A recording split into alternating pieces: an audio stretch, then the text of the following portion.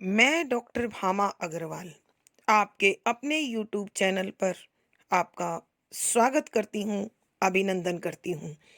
ये बच्चों, आज हम श्रीमती महादेवी वर्मा जी द्वारा रचित संस्मरण प्रणाम का अध्ययन करते हैं। यह उनके संस्मरण संकलन पथ के साथी से लिया गया है।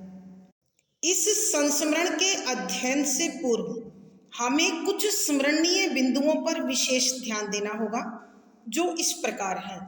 नंबर 1, प्रणाम नामक संस्मरण श्रीमती महादेवी वर्मा जी द्वारा रचित है। नंबर 2, संस्मरण प्रणाम पथ के साथी नामक पुस्तक से लिया गया है।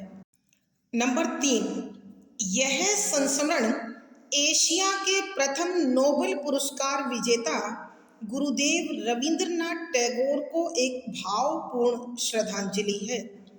नंबर 4, लेखिका का मानना है कि कविंद्र रविंद्र का साहित्य जितना उच्च कोटि का है, उनका व्यक्तित्व भी उतना ही भव्य है। नंबर 5, गुरुदेव का सौम्य चेहरा चांदी से चमकते उजले बालों से घिरा हुआ था। उनकी उजली भ्रुकुटियों में गहरी आंखें और गिरती उठती पलकें मानो हर रहस्य का नापतोल करती हों। सुडौल नासिका मानव होने के गर्व का सूचक हो। उनके होठों पर हमेशा बनी रहने वाली जादुई हंसी सबको अपने आकर्षण में बांध लेती थी तथा अतिथियों से स्नेहिल व्यवहार उन्हें विराट व्यक्तित्व का धनी बनाते हैं। नंबर 6, लेखिका का मानना है कि वे गुरुदेव से 3 बार मिली हैं। नंबर 7, लेखिका अपने अध्ययन काल के समय पहली बार उनसे गद्यात्मक रूप से मिली। नंबर 7, यह मिलन हिमालय क्षेत्र पर स्थित रामगढ़ के पर्वत की ढाल पर कई एकड़ में बने छोटे से बंगले में उनके द्वारा प्रयोग की गई अलमारी की दराजों में रखे कागजों के माध्यम से हुआ। नंबर 9, वे इस बंगले में अपनी बीमार बेटी की देखभाल के लिए रहे थे। उसकी मृत्यु के बाद वे कभी यहाँ वापस नहीं आए। नंबर 10, यह बंगला किसी अंग्रेज ने अपने विश्राम के लिए ले लिया था और उसी ने लेखिका को बड़े शिष्टाचार पूर्वक यह भीतर बाहर से अच्छी तरह दिखाया। नंबर 11, यहाँ अड़ोस पड़ोस से रविंद्र के महामानव होने के गुणों का लेखिका को पहली बार पता चला। नंबर 12, दूसरी बार लेखिका लेखन से जुड़ने के बाद कविंद्र से शांति निकेतन में प्रत्यक्ष रूप से मिली। नंबर 13, इस समय गुरुदेव काली मिट्टी से बनी श्यामली नामक कुटिया में बैठकर सृजन अर्थात लेखन का कार्य कर रहे थे। नंबर 14, तीसरी बार लेखिका ने वृद्ध गुरुदेव को कोलकाता के रंगमंच पर सूत्रधार की भूमिका में देखा। नंबर 15, सूत्रधार की भूमिका गुरुदेव शांति निकेतन के निर्माण के लिए धन संग्रह करने हेतु कर रहे थे। एक महामानव का यह आर्थिक अभाव लेखिका के मन को टीस से भर गया। नंबर 16, गुरुदेव अभाव के प्रभाव से सदैव मुक्त रहकर प्रसन्न चित्त व लक्ष्य पर अडिग रहे।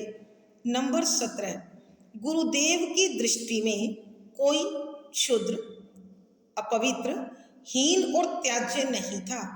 वे इनमें भी महामानव गढ़ने की क्षमता रखते थे। नंबर 18, उनका साहित्य अत्यंत व्यापक स्तर पर है। बेशक उनके द्वारा लिए विषयों पर पहले कार्य हो चुका था, मगर ये विषय नवीनता लिए हुए अर्थात नए भाव नई दृष्टि से रचे गए थे। नंबर 19, लेखिका का मानना है कि छायावादी साहित्य का जन्म और विकास उनकी छत्र छाया में हुआ। उनके महाप्रयाण अर्थात मृत्यु के साथ ही छायावाद का समापन हो गया। नंबर 20, कोलकाता से एक परिचित ने लेखिका को गुरुदेव की अस्थियों की थोड़ी सी राख लाकर दी, जिसे पाकर उनकी प्रार्थना में शांति निकेतन सजीव हो गया। नंबर 21, संक्षेप में लेखिका के अनुसार गुरुदेव सौंदर्य प्रेमी, भावुक पिता, मानवतावादी, समाज सेवी, आदर्श राजनीतिज्ञ, शिल्पकार, दार्शनिक आदि से बढ़कर एक सच्चे मानव थे। ये सब विशेषताएं उन्हें महामानव बताती हैं। आइए अब इनके स्मरण के साथ ही हम संस्मरण के पदों की व्याख्या करते हैं। पद संख्या 39। इतना ही नहीं, साहित्यकार की सभी उपलब्धियां भी समान नहीं होती। गोताखोर समुद्र के अतल गर्भ से न जाने कितने शंख, घोंघे, सीप, सेवार आदि लाकर तट पर ऊंचा पहाड़ बना देता है। यह भी उसकी उपलब्धि ही कही जाएगी, पर उसके अनेक प्रयासों का एक मूल्यांकन मोती की उपलब्धि मात्र है। प्रसंग प्रस्तुत गद्यांश हमारी हिंदी की पाठ्यपुस्तक संस्मरण में छायावाद के आधारभूत कवियों में प्रमुख आधुनिक मीरा के नाम से विख्यात श्रीमती महादेवी वर्मा जी द्वारा रचित प्रणाम नामक संस्मरण से लिया गया है।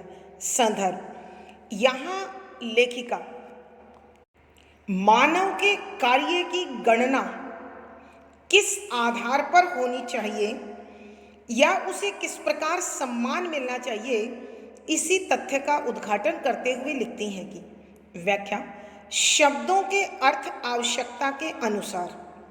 इतना ही नहीं, साहित्यकार की सभी उपलब्धियां भी समान नहीं होती। कि यहाँ लेखिका श्रीमती महादेवी वर्मा जी मानव मात्र के द्वारा किए जाने वाले कार्य की परिमाण अथवा सीमा को मापकर उसे एक सामान्य कर्मयोगी अथवा विलक्षण कर्मयोगी कैसे माना जाए, इसी की समीक्षा में लिखते हैं कि इस संसार में साहित्य लेखन के आधार पर ही या साहित्य की सीमा के आधार पर ही किसी साहित्यकार को श्रेष्ठ अथवा सामान्य नहीं माना जा सकता, क्योंकि वो साहित्य ही साहित्य नहीं है जो एक परिपाटी का निर्वाह कर रहा है, एक उपचारक का कार्य करने की क्षमता नहीं रखता है। इसी तथ्य को स्पष्ट करने के लिए एक उदाहरण प्रस्तुत करती है कि गोताखोर समुद्र के अतल गर्भ में न जाने कितने शंख, घोंघे, सीप, सेवार आदि लाकर तट पर ऊंचा पहाड़ बना देता है। गोताखोर समुद्र में गोता लगाने वाला, समुद्र सागर, अतल गर्भ, अतल तलहटे की गहराई तक, बहुत गहरे में, कि समुद्र में गोता लगाने वाला गोताखोर उसमें बहुत गहराई तक जाकर, बहुत निचाई तक जाकर न जाने कितने शंख निकाल सकता है, घोंघे निकाल सकता है, सीप और सेवार निकाल सकता है, और वह उन्हें ला लाकर समुद्र के किनारे पर उनका ऊंचा पहाड़ बना सकता है। यह उसके द्वारा किया गया कार्य तो गिना जाएगा, यह भी उसकी उपलब्धि ही कही जाएगी कि उसने इतना कार्य किया, कि यह उसे निश्चित रूप से एक कर्मयोगी और कर्म में लीन व्यक्तित्व तो सिद्ध करेगी, पर उसके अनेक प्रयासों का एक मूल्यांकन मोती की उपलब्धि मात्र है कि उसने चाहे कितनी भी कोशिश की, कितने भी प्रयास किए, लेकिन उसका वास्तविक मूल्यांकन, उसका वास्तविक आंकलन उस समय सही होगा जब वो एक सच्चा मोती निकाल पाएगा।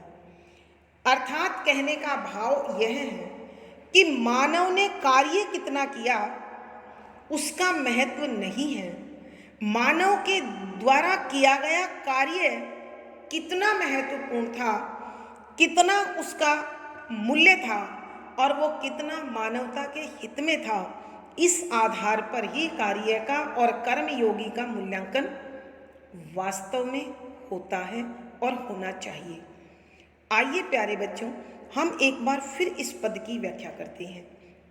यहाँ लेखिका श्रीमती महादेवी वर्मा जी एक सच्चे साहित्यकार की समीक्षा का आधार उसके कार्य की श्रेष्ठता को मानते हुए लिखती हैं कि इस संसार में सभी साहित्यकारों के द्वारा रचे गए साहित्य की गुणवत्ता, योग्यता अथवा साहित्यकार की प्रतिभा समान एक जैसी नहीं होती है।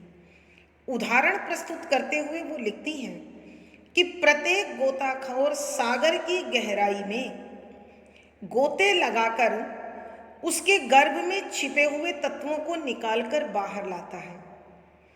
एक गोताखोर चाहे कितने भी शंख, घोंघे, सीप और सेवार निकालकर समुद्र के तट पर ऊंचा पहाड़ लगा दे तो हम उसे एक कर्मयोगी तो कह सकते हैं, कर्मरत तो कह सकते हैं, लेकिन उसके कार्य की विशिष्टता का गुणगान संभव नहीं है। उसके कार्य की श्रेष्ठता तब होगी लाएगा, उसके कार्य का वास्तविक सम्मान और गणना उस समय होगी जब वह सच्चा मोती निकाल कर लाएगा, बेशक उसकी संख्या महज एक हो। इतना होने पर भी उसे पारखी मान लिया जाएगा। अर्थात कहने का भाव यह है कि इस संसार में कर्म की सीमा के आधार पर उसे कर्मयोगी अथवा पारखी नहीं माना जा सकता। उसे उसके कार्य के विलक्षण गुण के आधार पर कर्मयोगी अथवा प्रतिभा संपन्न माना जाता है। भावार्थ, लेखिका के कहने का भाव यह है कि मानवता का सच्चा पारखी वही है जो मानव के हृदय में छिपे उसके विकारों के अंधकार को दूर कर सद्भावों का प्रकाश उसमें भर सके। विशेष, यहाँ व्यक्ति विशेष की श्रेष्ठता का आधार उसके उपचारक और खोजी स्वभाव को माना जाता है। इसी तथ्य को सिद्ध किया है शुद्ध साहित्यिक खड़ी बोली का प्रयोग है। तत्सम प्रधान शब्दावली ने भाव को गंभीरता प्रदान कर दी है। शांत रस प्रसाद गुण है। वाक्य संरचना विषय की गंभीरता के अनुकूल है। यहाँ विचारात्मक शैली का निर्वाह हुआ है। पद संख्या 40 का क भाग केवल महान जीवन दृष्टा साहित्यकार की ही हर उपलब्धि का महत्व होता है और रविंद्र ऐसे ही दृष्टा साहित्यकार हैं। वे क्षुद्र लगने वाले मानव की महामानवता के वैतालिक हैं, अतः हर युग के मानव की विजय यात्रा के साथी रहेंगे। प्रसंग पूर्ववत।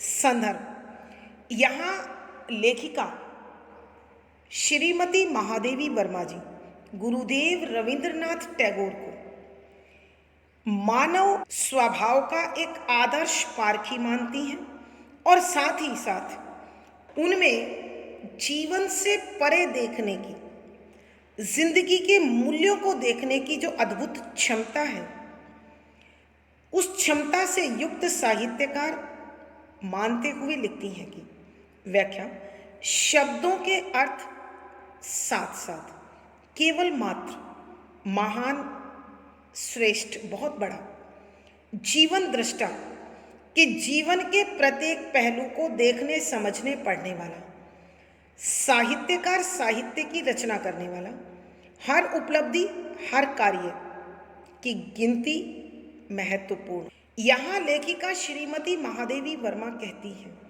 कि केवल उसी साहित्यकार को उच्च कोटि का साहित्यकार माना जा सकता है, उसी के साहित्य को श्रेष्ठ साहित्य गिना जा सकता है जो जीवन के प्रत्येक तत्व को बड़ी सहजता से, सुलभता से, गंभीरता से, सूक्ष्मता से देख सकता है।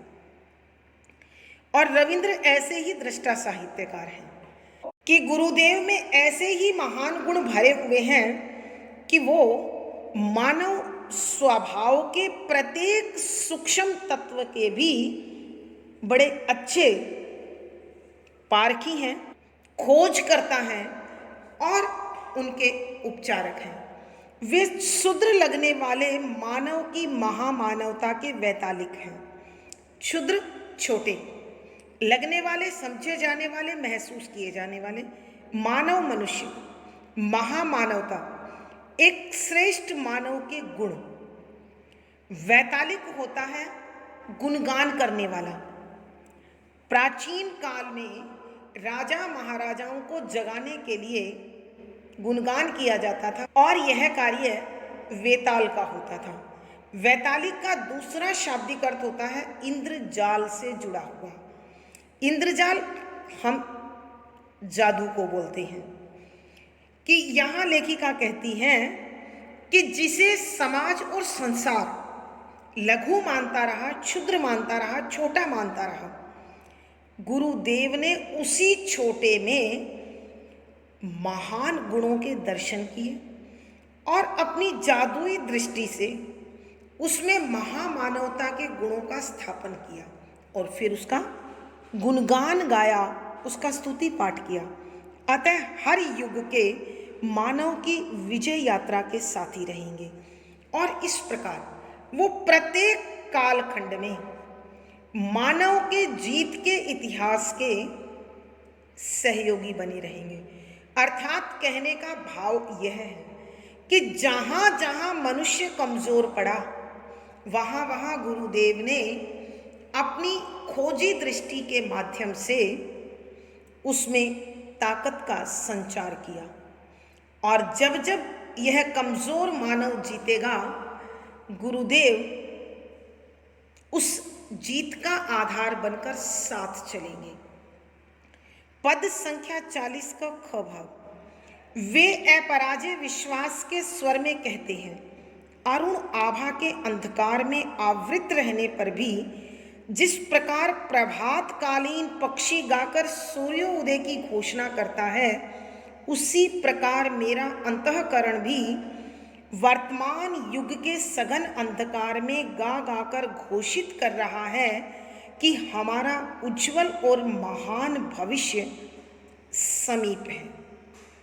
वे अर्थात रविंद्रनाथ टैगोर, अपराजय जिसे जीता नहीं जा सकता, अर्थात जो किसी से कभी नहीं हार सकता, विश्वास, अखंड विश्वास, आस्था और श्रद्धा के स्वर शब्दों में कहते हैं कि गुरुदेव ऐसे सशक्त, मजबूत, विजयी स्वर के साथ, विश्वास के साथ कहते हैं कि अरुण आभा के अंधकार में, अरुण सूर्य और अरुण लाल, आभा रोशनी, प्रकाश, चमक के अंधेरे में, कि उस अंधकार में भी आवृत घिरे रहने पर जिस प्रकार जैसे प्रातःकालीन पक्षी गाकर, कि सुबह सुबह पक्षी गाकर सूर्योदय की घोषणा करते हैं, अर्थात कहने का भाव यह है कि जिस समय लालिमा से युक्त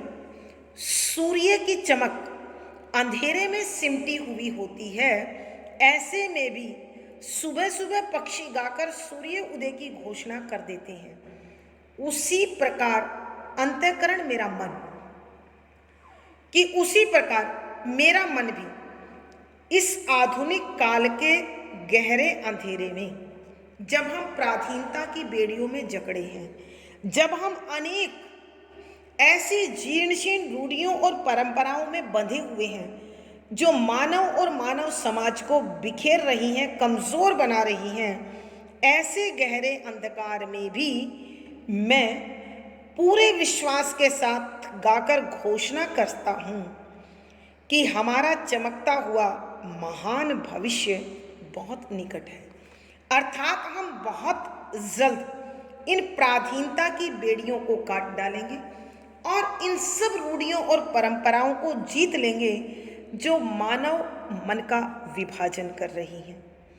उसके अभिनंदन के लिए हमें प्रस्तुत होना चाहिए कि यह जो उज्जवल भविष्य है, यह जो सुनहरा भविष्य है, यह जो महान भविष्य निकट आ रहा है, हमें उसके स्वागत के लिए आगे आना चाहिए, प्रस्तुत होना चाहिए।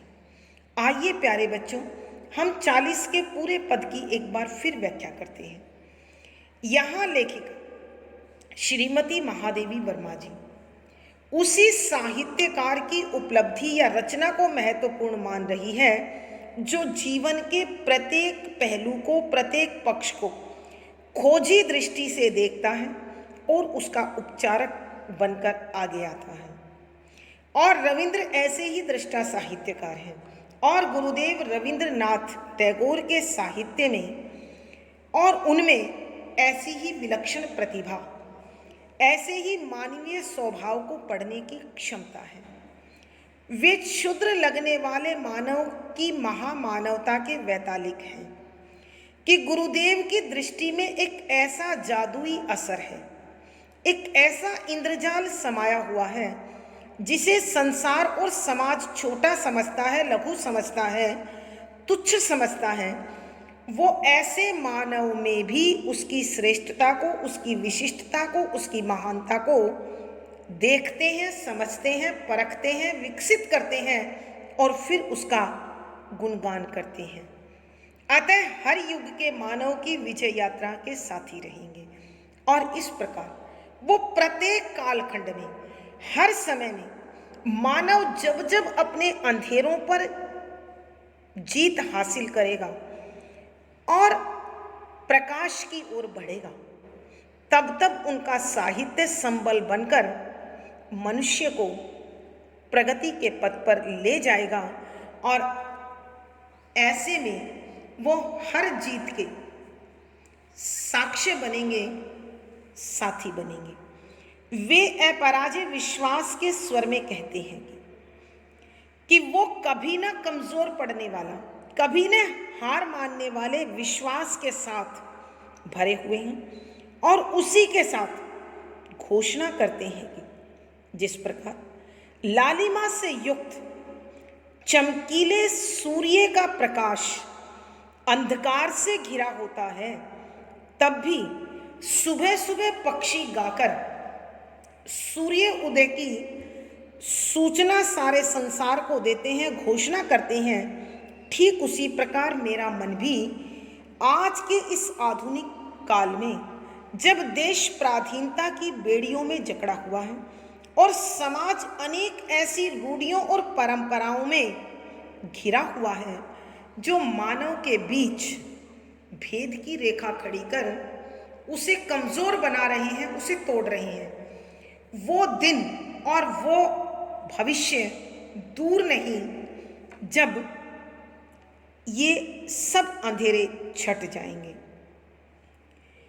हमारा उज्जवल और महान भविष्य समीप है कि बहुत जल्द हम एक उस भविष्य की ओर जा रहे हैं जहां मानवता खिलखिलाएगी और जहां खुशी का प्रकाश होगा। उसके अभिनंदन के लिए हमें प्रस्तुत होना चाहिए कि उसका स्वागत करने के लिए हमें तत्पर होना चाहिए, तैयार होना चाहिए, स्वागत करने के लिए आगे आना चाहिए।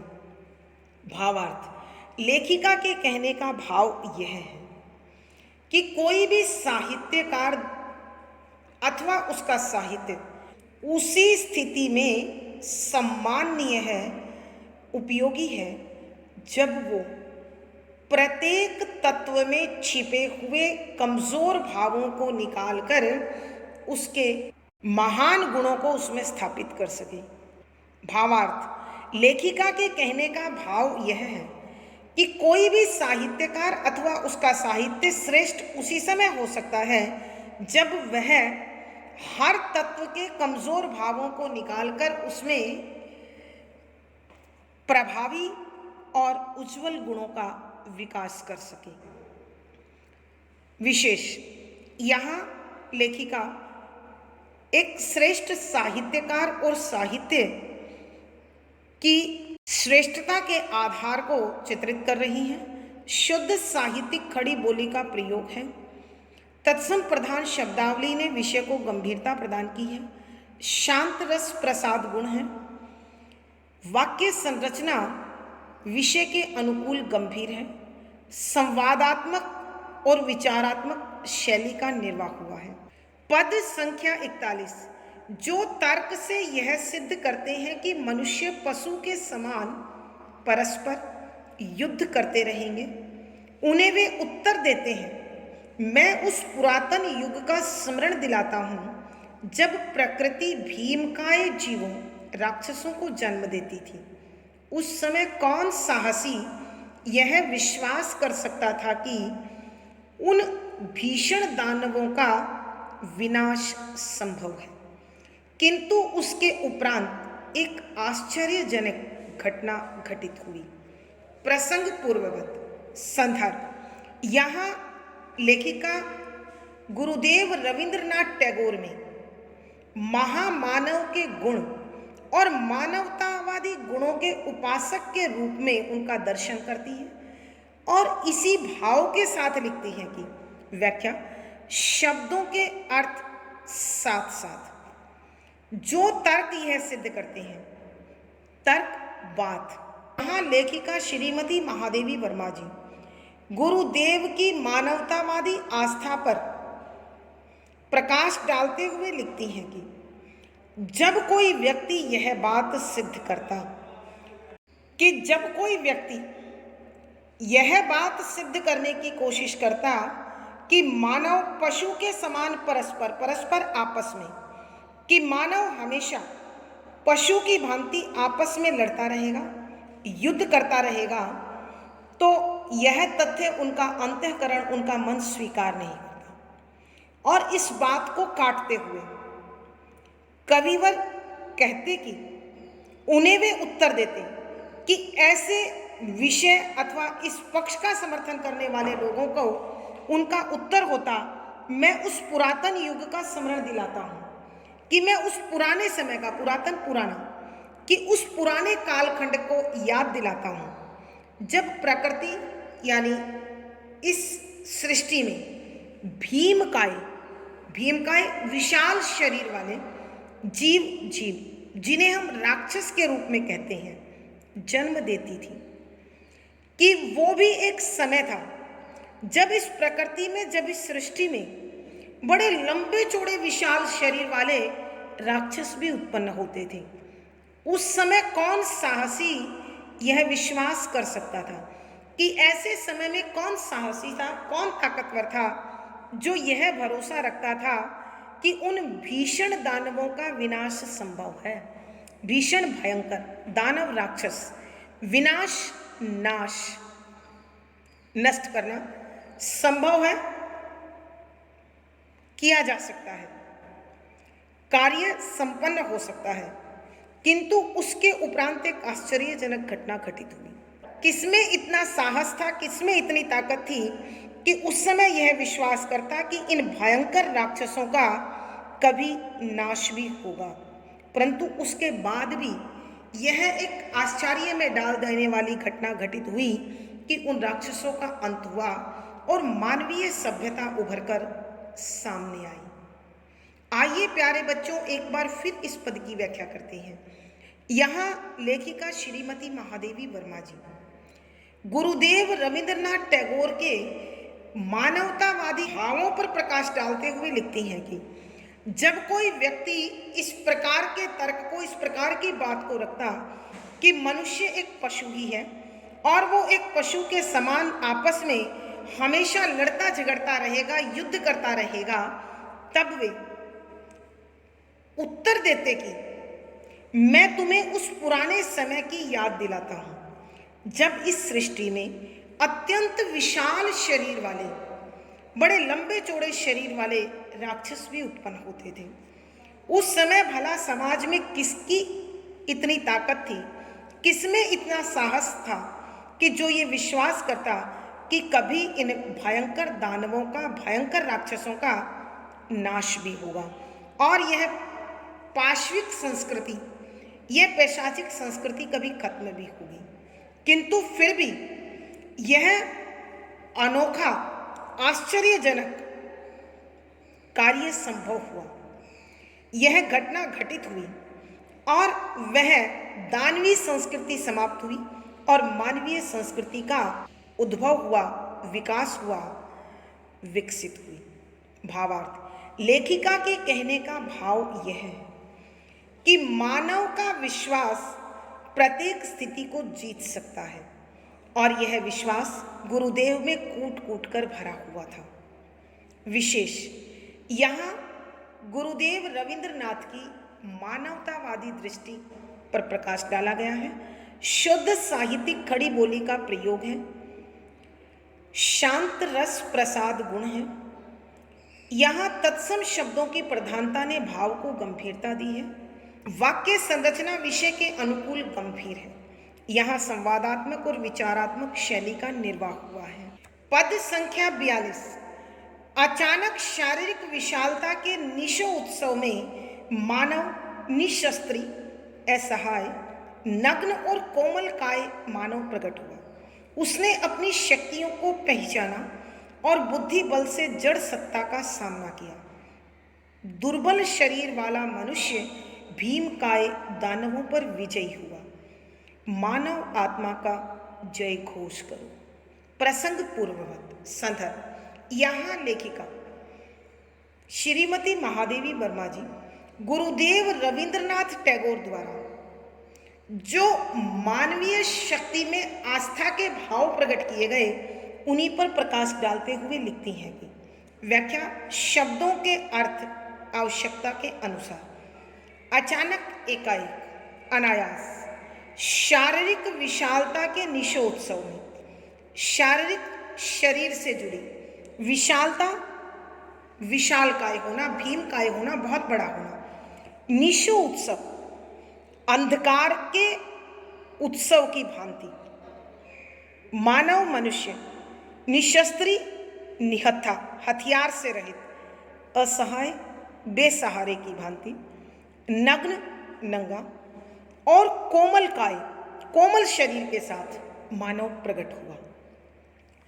कि यहाँ लेखिका श्रीमती महादेवी वर्मा जी गुरुदेव रविंद्रनाथ टैगोर के मानवतावादी विश्वास पर प्रकाश डालते हुए लिखती हैं कि गुरुदेव ने उस तर्क की काट करते हुए जिसके अनुसार मानव को पशु के समान हमेशा लड़ते झगड़ते जीवन बिताने की घोषणा की, उसी का काट करते हुए वो कहते हैं कि एक दिन अचानक यह आश्चर्यजनक घटना घटी कि एकाएक इन भीमकाय शारीरिक बल वाले लोगों के बीच उसी गहन अंधकार में उत्सव की भांति चमकता हुआ मानव, जो निहत्था था, लाचार था, नंगा और कोमल शरीर वाला था, प्रकट हुआ।